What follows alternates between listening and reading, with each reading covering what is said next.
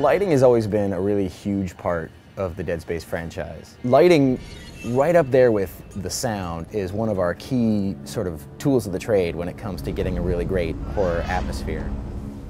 On a lot of game teams, you won't have any dedicated lighters, just the people who build the sets sort of also throw the lights on them. Here we have as many lighters as we do character people, because to us, like, the lighting really is almost like a character. I always try to ask the lighters to have at least the light doing something, either fritzing or fading or changing color all the time.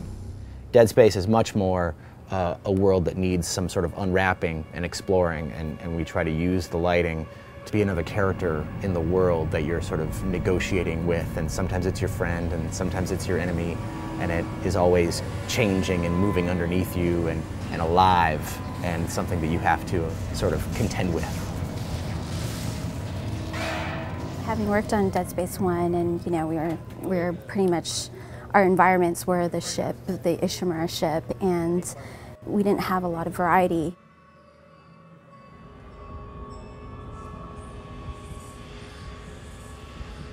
And now we're on this huge city, so there's all sorts of different lighting situations, from, let's say, a Vegas-like shopping mall with bright lights and animation going all the time, that light starts to fail.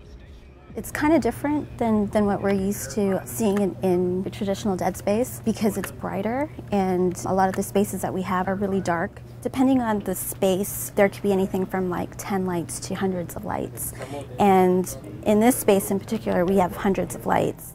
The challenge here is having all the lights, but also keeping it creepy at the same time. So you can see it's kind of deserted, you don't know what's going on. Sort of telling a story and seeing, oh, okay, what's happened here? Why is there papers on the floor? So we sort of highlight those areas. Where the lights used to be all kind of going and panning and everything, now they're all sort of out, and it's just the long shadows from the light outside the window that have changed everything.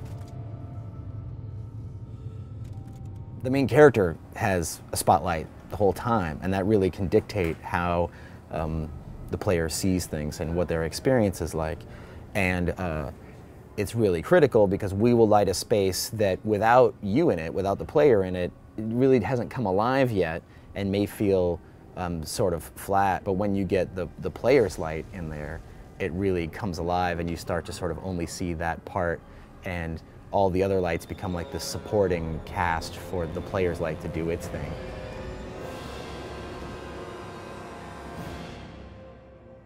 So we went back and looked at classical paintings, a lot of Rembrandt, and a lot of the Dutch masters around that time, when they started to really get lighting in a tangible way, and those paintings were really about how the light came in, would illuminate a scene.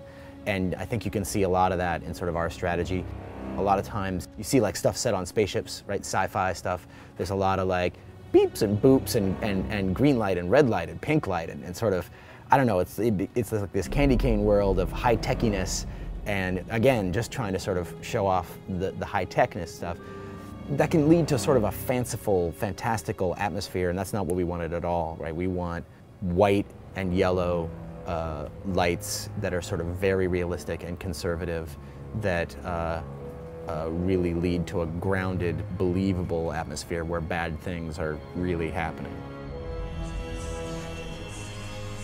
I think the best inspiration comes from just real life. So people, the lighting team will come in and have examples, or they'll even, set up little tiny lights and do stuff at their desk, trying to sort of create interesting shadows or create little stories like that.